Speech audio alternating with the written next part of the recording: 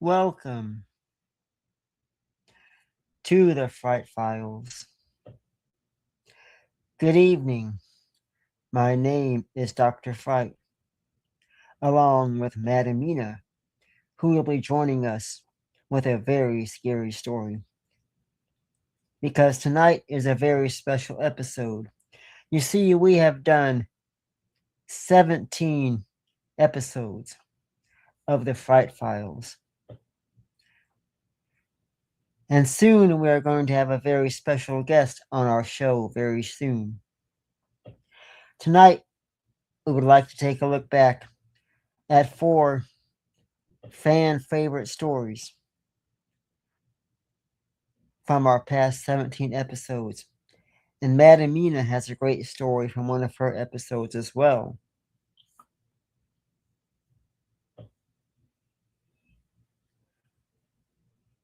And with this being such a very special episode and very special night,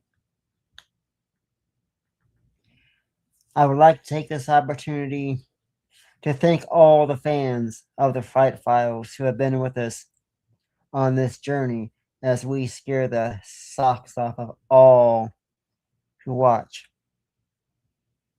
And another special thanks to everybody who helps put this show together. With that being said, welcome to the Fright Files, episode 19.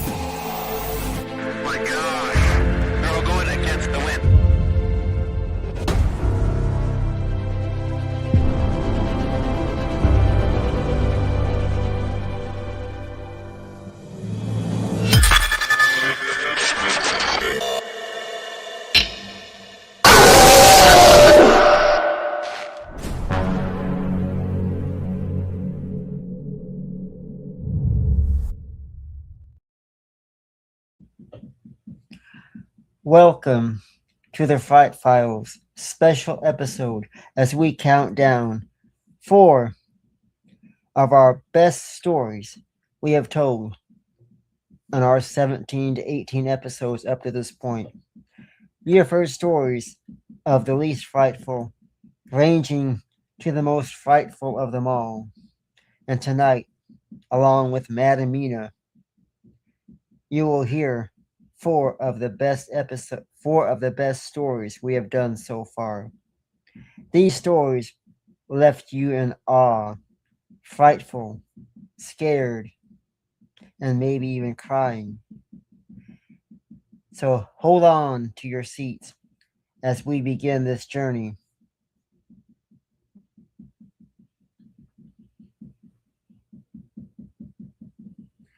This first story came from one of our most famous episodes, I believe number 4, The Cursed Carnival.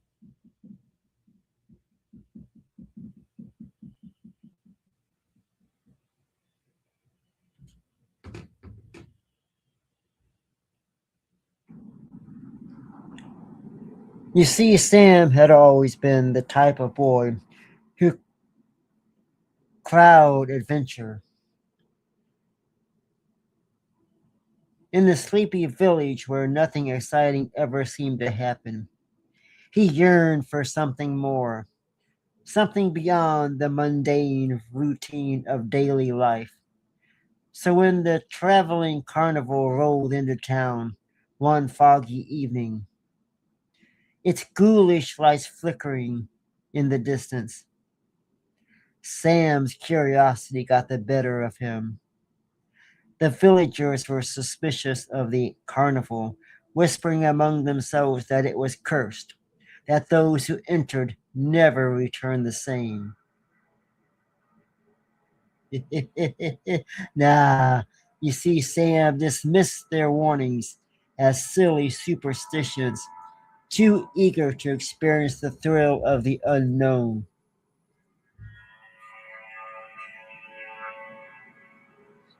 That night, after his parents had gone to bed, Sam slipped out of the house and made his way towards the carnival. Yes, oh, the fog was thick, clinging to the ground like a living thing, and the furniture. And the further he went, the more the villages seemed to disappear behind him. The music from the carnival floated through the mist, eerie and distant, and the laughter of the few people that had an eager to it that made Sam's skins prickle. But he pressed on, his excitement outweighing the crowd growing unease in his gut.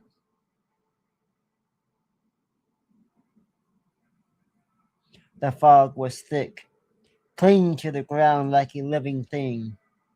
And you see, the further Sam went, the more the village seemed to disappear. Distant, distorted. As Sam reached the carnival, he noticed that something was off. The lights, which should have been bright and inviting, flickering weakly, weak, very weak, as though struggling to stay alive. The rides moved with a gazing slowness, creaking and groaning as if they were ancient, worn down by time. The workers, dressed in faded costumes, watched him with hollow eyes, their smiles plastered on their pale faces, but devoid of any warmth or joy. Despite the creeping sense of dread, Sam found himself drawn to a large tent at the center of the carnival. A sign above its entrance reading, "Enter if you dare." Without hesitation, Sam pushed outside the heavy canvas and stepped inside. The moment he crossed the threshold, the music outside cut off abruptly, leaving him in an eerie silence. The inside of the tent was dimly lit with only a few flickering candles, casting long, wearying shadows across the room. In the center of the tent stood a circle of mirrors, each one reflecting a different version of Sam. As he moved closer, Sam realized that the reflections were not simply showing his current self.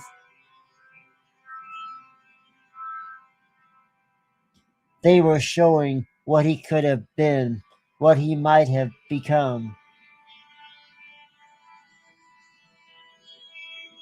if he had only made different choices in life. One mirror showed him as a successful businessman, dressed in a sharp suit with a confident smile. Another showed him as a renewed artist, his hands stained with paint and his eyes alive with passion. But there were darker reflections too, versions of himself twisted by anger, consumed by greed, or hollowed out by despair.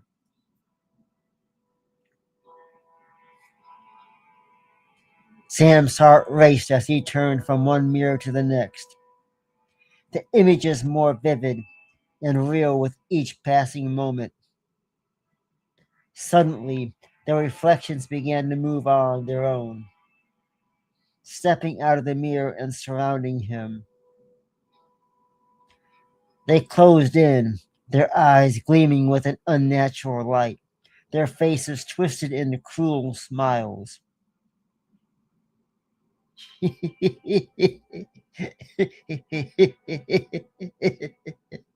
Panicking, panicking, Sam backed away, only to find that the tent walls had vanished, leaving him trapped in a maze of mirrors and endless reflections.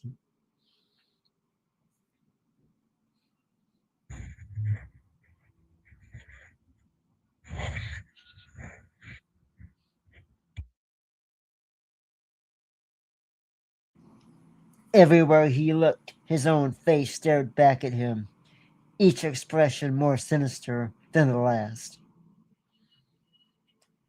The carnival workers appeared around him, their gaunt faces illuminated by the flickering candles, their smiles now predatory. You must choose. You must choose, one of the workers said, his voice low and cold. Choose one. Choose one of their reflections to replace you in the real world. Choose one. Sam's mind raced as he tries to make sense of what's happening. He tries to make sense of what's happening. Was this some kind of a twisted game? But the worker's eyes bored into him, and he knew he had no choice. His gaze flickered from one reflection to another, searching for one that seemed most normal, the last dangerous.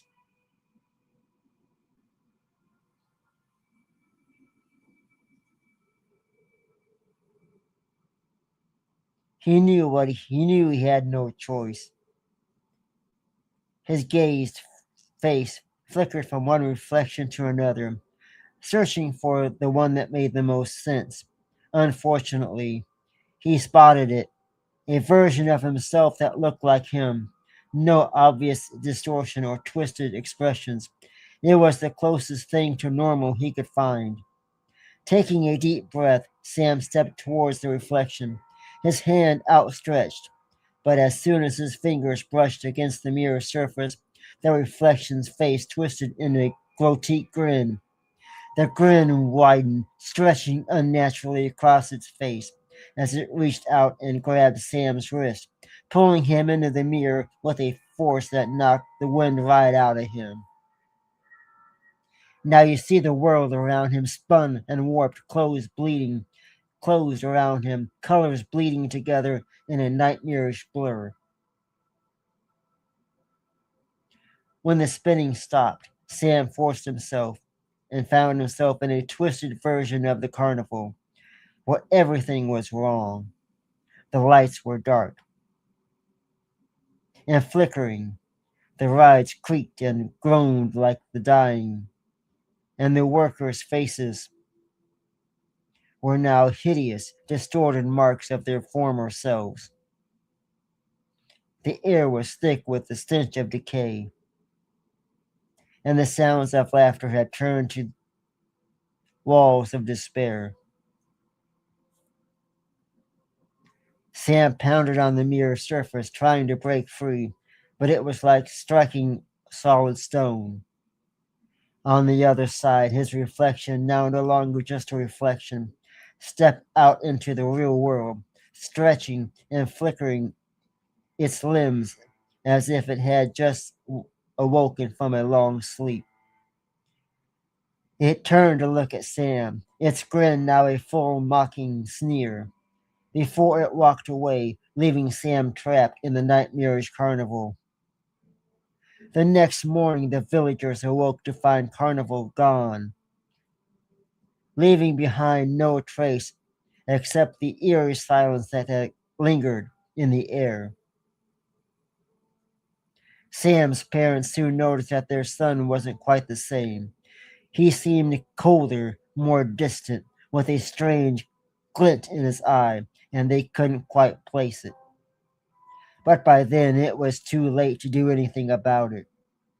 The real Sam was lost forever in the cursed carnival, trapped in a twisted world where reality and nightmares were on the same scene. And as the cursed carnival moved to its next destination, it carried with it the echoes of the souls it had claimed, leaving only darkness and despair in its wake.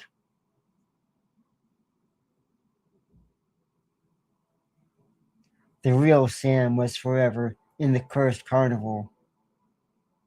And as the carnival moves on to its next city, its next town, who will be its next victim?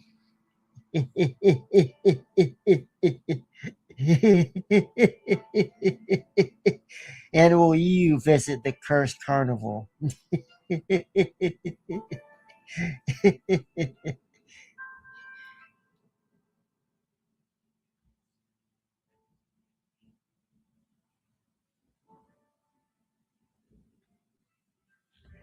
Thank you for listening to that frightful story.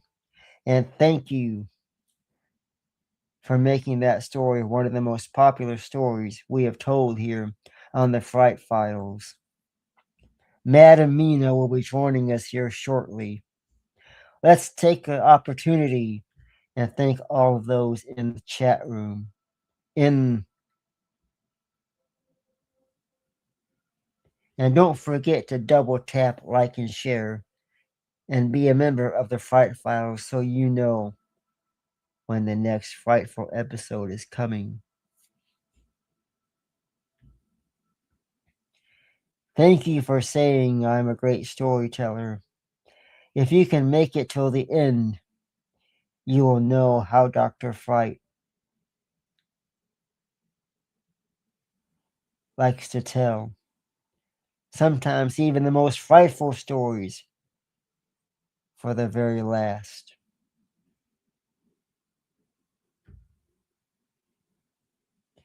And as we count down our 4 most frightful tales of all the past 17, 18 episodes, I bring you our next tale. This story is called The Well.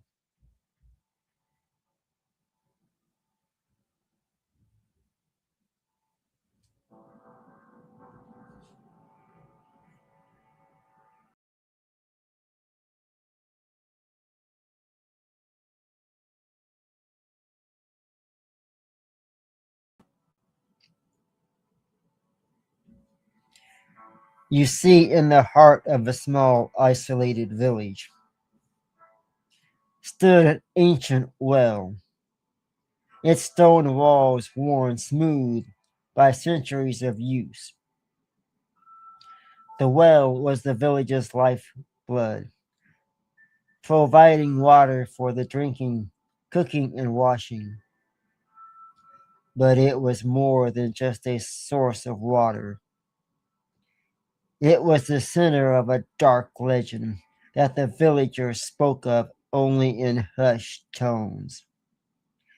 A tale passed down through generations. The legend told of a creature that lived at the bottom of the well, a monstrous being that fed on the souls of those who dared to draw water after dark. The villagers took the legend seriously, for there had been disappearances over the years. People who had ventured to the well after sunset and were never seen again. I repeat, they were never seen again.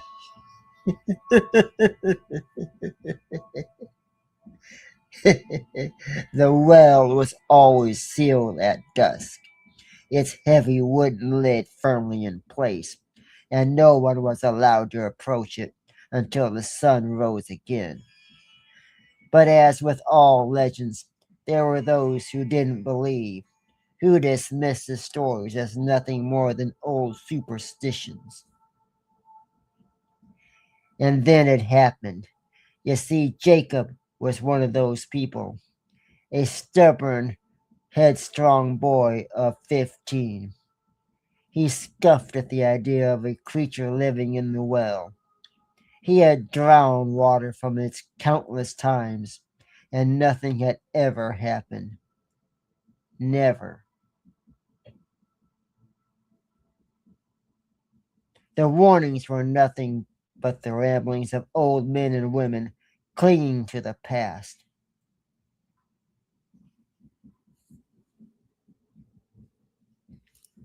One evening, as the sun dipped below the horizon and the village settled into the quiet of the night, Jacob's mother asked him to fetch water from the well. She had been busy all day and there was no water left for the evening meal.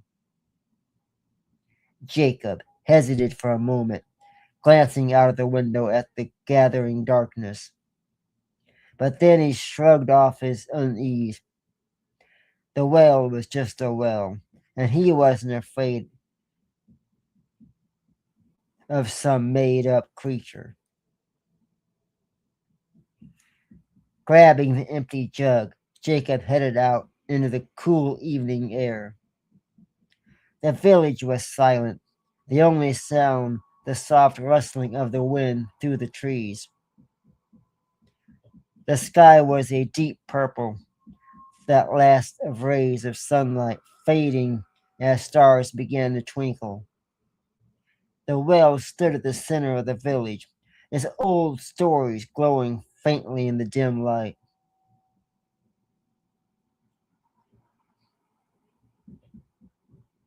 As Jacob approached, he felt a slight chill, but he ignored that, focusing instead on the task at hand.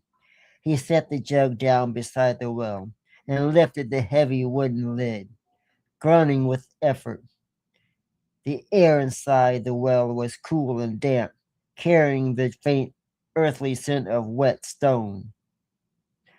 Jacob tired. Jacob tied the bucket to the rope and lowered it into the well, listening to the creak of the rope as it descended into the darkness.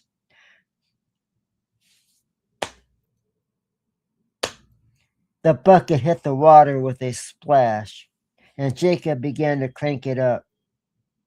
His thoughts were wandering as he worked, but as the bucket neared the top, he heard something faint, almost impressible. But there was a low, gurgling sound, like the bubbling of water deep below. Jacob paused, frowning, but then he stood up, his head raised high. It was probably just the water echoing off the walls of the well. He pulled the bucket up the rest of the way and filled it in his jug, and as he leaned over to close the lid, he caught a glimpse of movement in the darkness below. His heart skipped a beat, and he leaned closer, peering down into the well. The water calm, reflecting the stars overhead. But as he watched, ripples began to spread across the surface. Something was moving down there, something large and slowly rising.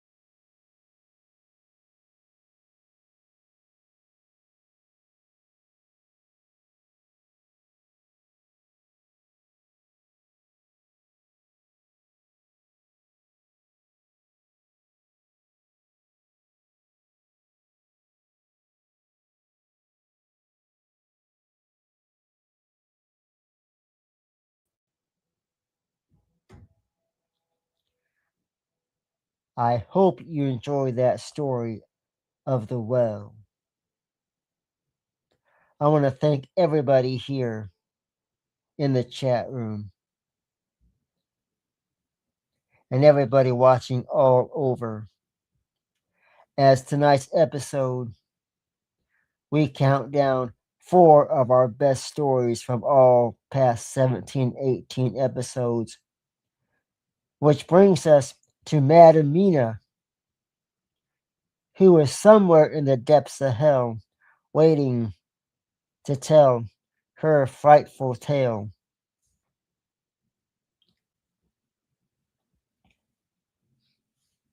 Madam Mina, can you hear me?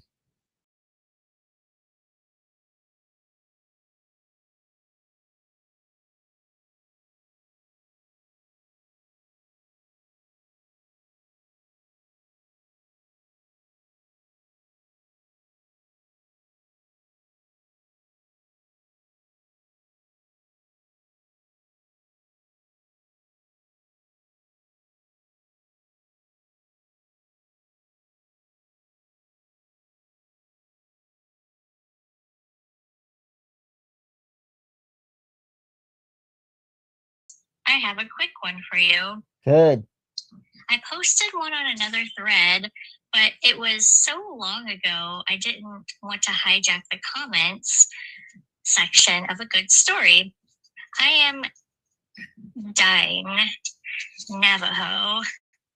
And boy, have I heard a lot of stories growing up on the reservation.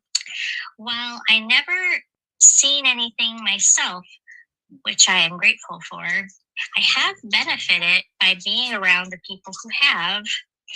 There is a different kind of evil that exists in the quiet high deserts and deep sandstone canyons of Utah, Arizona, New Mexico, even Colorado, in the southern Ute area. I can only describe it as an ancient evil now. There are helpful ceremonies, rituals, and traditions that are still practiced to this day. Heck, even a local hospital has an on-duty medicine man, but it seems to be a double-edged sword. What I mean is that there is also black magic, which most Dine will not even acknowledge or speak of. We are very superstitious and are heavy with taboos. You will find this with most First Nation people from Alaska to Argentina. It's just something you don't do in fear that it will get the attention of unwanted spirits or harmful beings. Skinwalkers or Naldelushi are just a few stories that keep me up at night with the covers over my head. Here's a quick one for you guys. A Navajo tribal police officer was driving west on what used to be officially named Highway 666. It was lightly snowing, maybe a fourth of an inch, which is a lot of snow for home. And he sees an old woman walking on the side of the road. How she got there or where she was going was not apparent because she was so far out in the middle of nowhere. He didn't see her right away, but as he passes, he noticed that she is dressed in traditional clothing, a shawl, dress, moccasins, and her hair in the traditional bun. Not too odd, but many elders still choose to dress traditionally.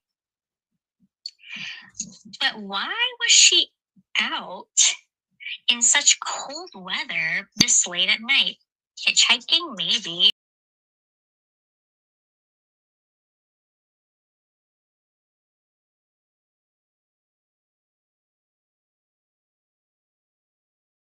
to be seen.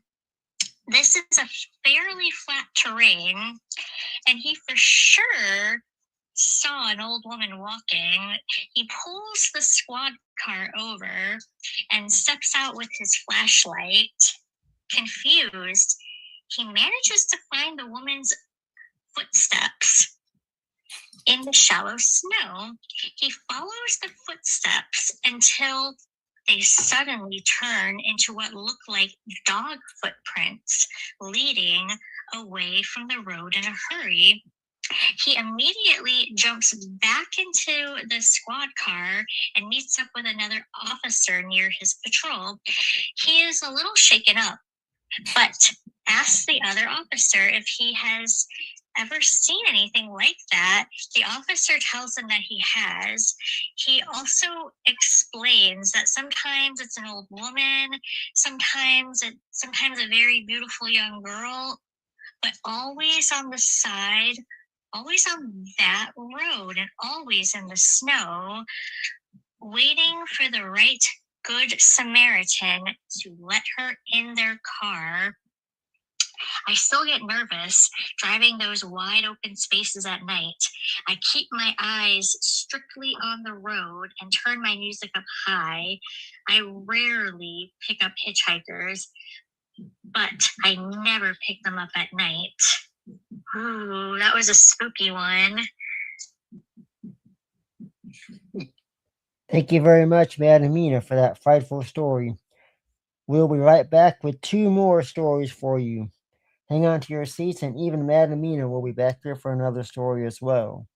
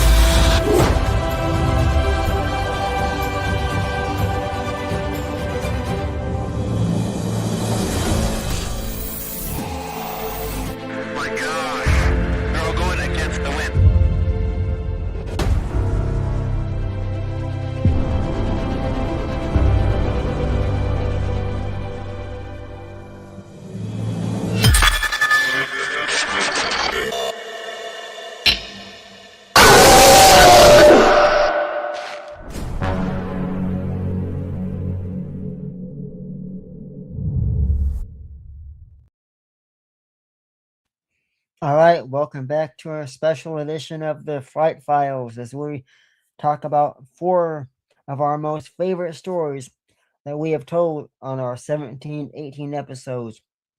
And soon, as I stated, we will be having a special guest coming up on the 20th of February. So stay with us. That will be a frightful episode. And we just heard from Madam Mina, who was in the depths of hell and came up to tell us one frightful story. Unfortunately, she was not showing her face due to the fact that that story was so frightful. Even I wouldn't want to show myself, but that's no problem because we have 2 more stories here tonight. And this story, you may want to hide under the covers. You may want to hide in the closet. You may want to be very careful what you are doing because this story came from one of our first episodes. It is called The Spider's Lair. And this story to this day can still give many a nightmares. I want to say hello to everybody in the chat room again. Thank you for being here. Thank you for being fans of the Fright Files. And as we dive deep into the depths of hell for this next story,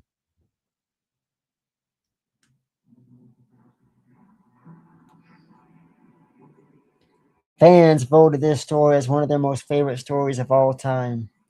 You see, in the secluded village of Duskmire, nestled at the edge of a vast and ancient forest, there exists a chilling tale, passed down through generations. The story spoke of a monstrous spider that lurked deep within the woods, weaving its massive webs between the trees. The villagers claimed the spiders lured its unsuspecting souls into its lair with promises of unimaginable treasures, only to assure them that its deadly web and drain them of their blood.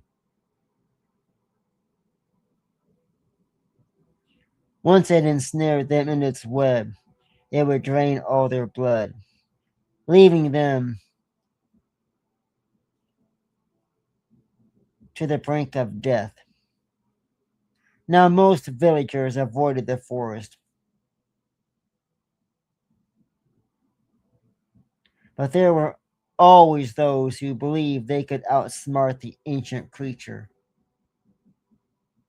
Clara, a determined and fearless girl, had heard the tales of the spider since she was a child. Her family was struggling. Her father, once a proud farmer, was now too sick to work, and their crops had failed for the third year in a row. Desperation gnawed at Clara's heart as she watched her mother fret over their dwindling supplies. The promise of treasures hidden deep within the forest, way too tempting to ignore. It could have been the answer to their prayers, the solution her family desperately needed. Armed with nothing but a flickering lantern and her father's old hunting knife, Clara made her mind up to venture into the forest. She was determined to find the spider's lair, retrieve the treasure, and return before dawn. As she entered the woods, the air grew colder. The trees seemed to close in around her, the gnarled branches twinkling like the fingers of some ancient malevolent entity. The deeper Clara ventured, the darker the forest becomes. The light from her lantern struggles to penetrate to the thick cloud, to the ground like a shroud. Every rustle in the unbrushed, every snap of a twig sent a shiver down her spine. But she pressed on, driven by the thought of her family's suffering. The stories of the spider's victims whispered in the back of her mind, but she pushed them aside, focusing on what mattered most, or I should say the task at hand.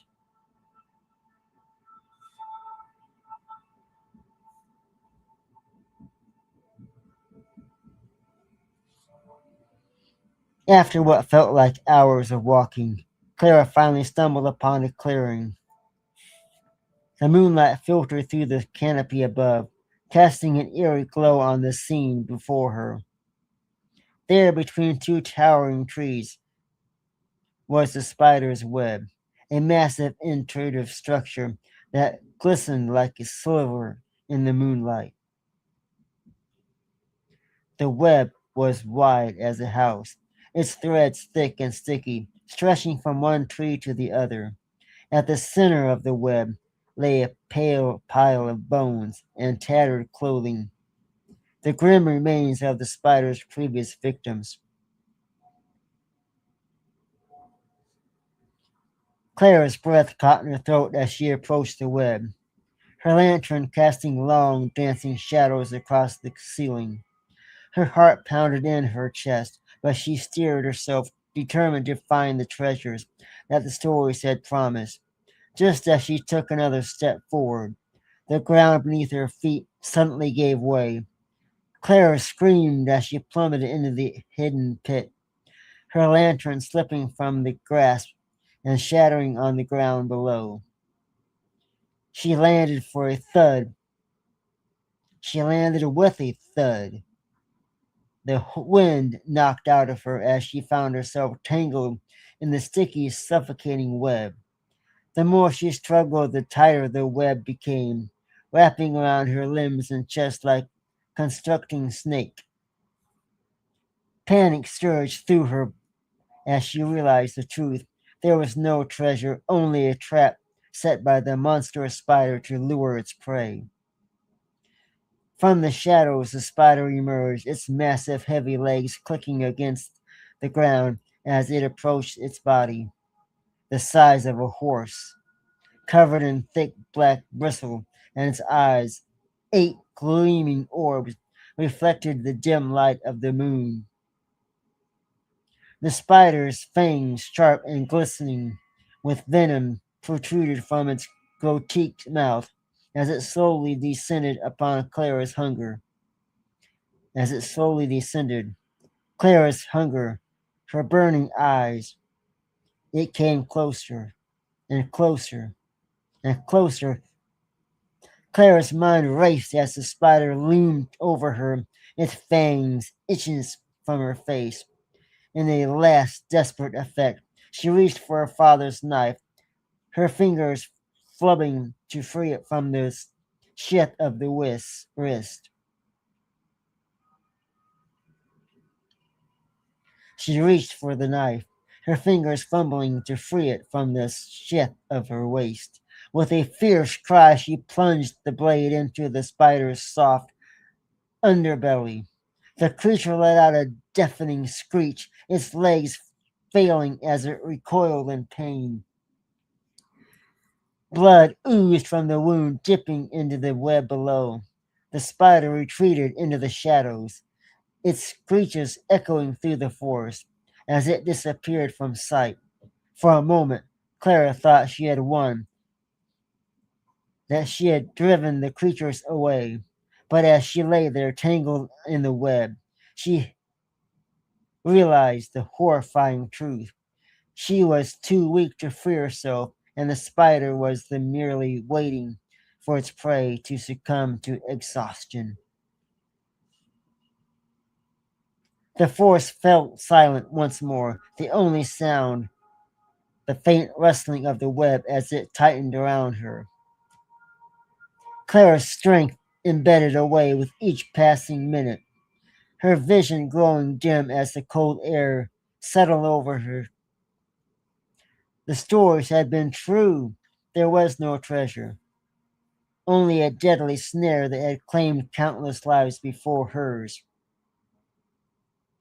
As the first light of dawn began to creak over the horizon, Clara's breath grew shallow. She knew she wouldn't last much longer.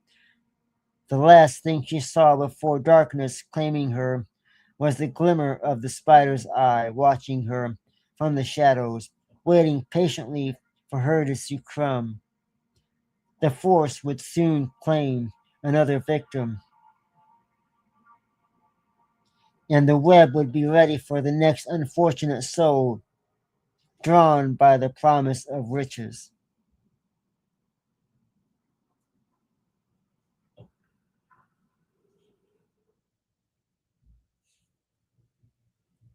I hope you enjoy that story of the web.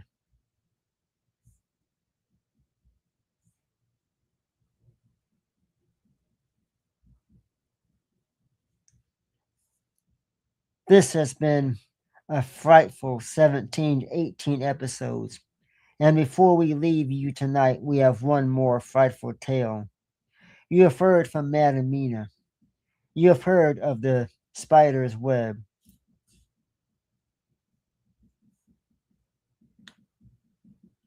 You also heard of the well and the cursed carnival.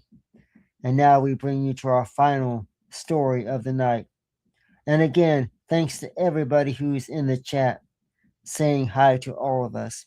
And thank you to everybody watching around the world, wherever you are. Like and subscribe, and tell us in the chat where you're located. We would love to hear from you, as we have Fright fans from all over the globe.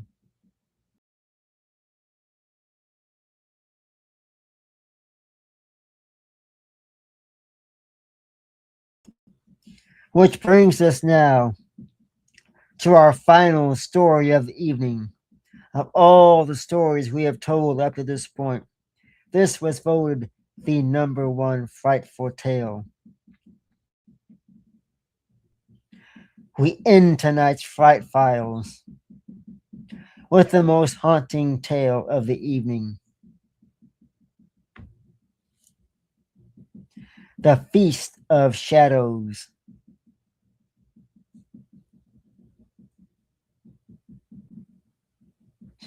In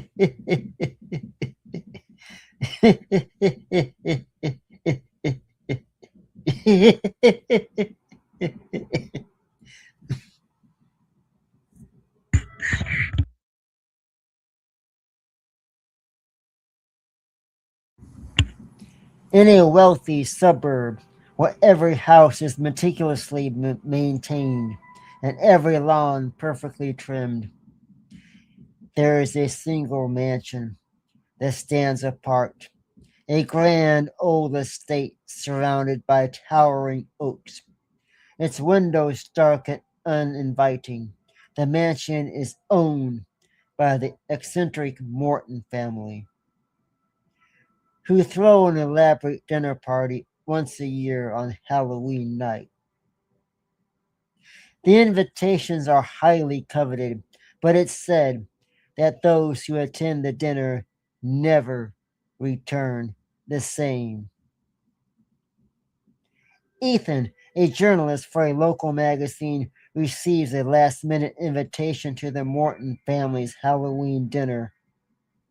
He's heard the rumors, the whispers about the strange events that take place in the mansion, but he's always dismissed them as idle gossip.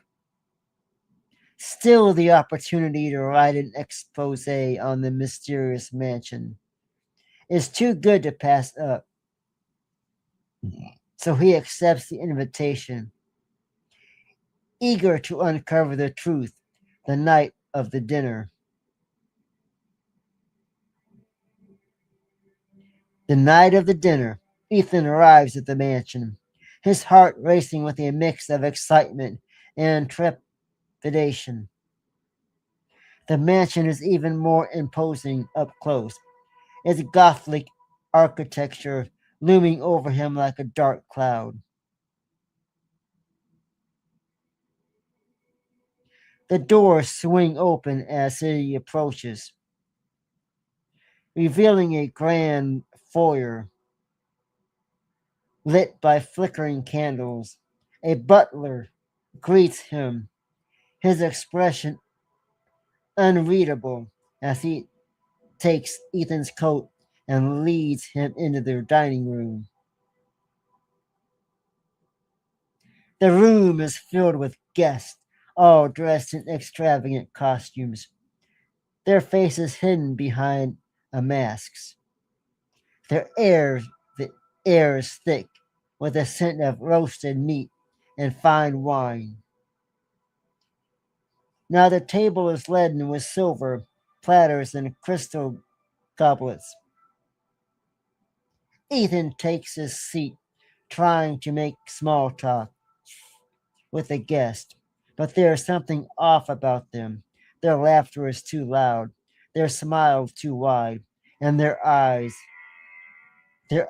gleam with an unnatural light.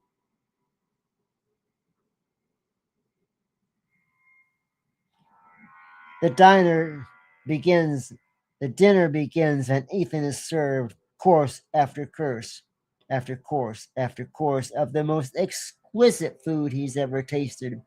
The wine flows freely, and soon the guests are laughing and toasting, their masks slipping slightly as the night wears on. But as the clock strikes midnight, the mood shifts, the laughter dies down, and the candles flicker, and the butter butler reappears, wheeling in a massive covered platter. The platter is placed at the head of the table, where the Mortons sits. He rises from his chair, his mask glistening in the candlelight, as he addresses the guest. His voice is deep and resonant, filled with authority, and something darker, something more that makes Ethan's skin crawl. Mr. Morton speaks of tradition, of the importance of the feast, and how the horror is to be part of such an externally exquisite evening. With a flourish, Mr. Morton removes the cover from the platter, revealing a roast unlike any other Ethan has ever tasted. The meat is dark and glistening, its surface carved with strange symbols. The guests rumor its the guests murmur its approval, their eyes fixed with the dish, with a hunger that borders on Ethan, with a hunger that borders on Pharaoh. And Ethan feels a wave of nausea as he realizes that the roast isn't from any animal he knows. It's something else, something far more sinister. You see the guests begin to eat, their movement frenzied as they tear into the meat with their bare hands. Ethan tries to push his chair back to leave, but his body won't obey. He watches in horror as the guests' faces change, their skin growing and pale, their eyes sinking into the skulls. They look like walking corpses, their mouths smeared with blood and grease as they devour the feast. Mr. Morton turns to Ethan, his mask slipping to reveal a face that barely looks human. His skin is gray and stretched tight over his skull, his eyes sunken and gleaming with a malevolent light. He smiles, revealing teeth that aren't too sharp, too many. Welcome to the family, Ethan, he says, his voice dripping with dark amusement. We've been waiting for you. Ethan feels a cold dread wash over him as he realizes the true purpose of the dinner. This isn't just a meal. No, no, no, no, no, no, no. It's a ritual, a cemetery to a dark ceremony to bind the guests to the Mortons forever. The food they've been eating is not from beasts. It's the flesh of previous guests, cursed to walk the earth as the living dead burn to the Morton's will. Ethan struggles to resist, but the food he's consumed is already working. It's dark magic. His limbs grow heavy, his thoughts sluggish, as the curse takes its place and takes hold of Ethan. Ethan can barely speak, his words are now sputtering. He looks down at his hands, horrified to see the skin turning gray, his fingers crawling into the claws. The other guests turn to him, their faces twisted into grotesque smiles, welcoming him to their cursed ranks. Mr. Morton raises his glass in a final toast, his eyes gleaming with triumph. To the feast that never ends, to the feast that never ends, he declares, and the guests each echo his words. The feast that never ends, their voices hollow and lifeless. Ethan's vision blurs, and the last thing he sees before the darkness claims him, it is the face of the other guest, their eyes gleaming with some malevolent light that now burns within him.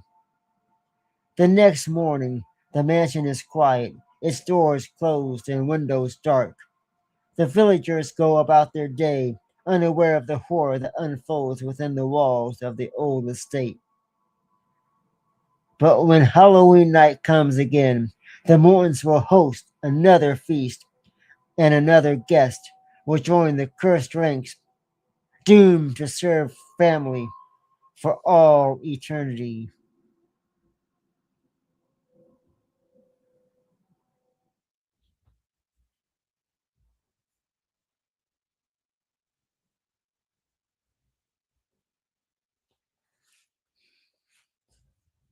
I hope you enjoy that most frightful tale, The Feast of Shadows.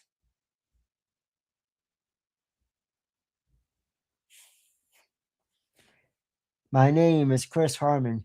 You have been watching Dr. Fright. and the Fright Files. Once a week, Dr. Fright goes from mild-mannered Chris Harmon to the Fright Files of the depths of the unknown and tells stories only told by the great Dr. Fright. And I want to thank everybody who came here tonight and saw all 4 frightful tales from our past 17 episodes. These were some of the best handpicked. I want to thank everybody in the chat room. And I want to thank Madam Mina for allowing her voice to be heard to tell us such a wonderful tale. And stay tuned as we have a special guest coming on the Fright Files really soon, on the 20th of February. And folks, it is now time for Dr. Fright to join Madam Mina in the depths of hell for resting. We hope you will return next week for another round of the Fright Files. Plus, our special guest will be here to join us, as well as Madam Mina in person. From Chris Harmon, Dr. Fright, and Madam Mina, I want to say thank you to everybody who came here. Thank you for being a fan of the Fright Files.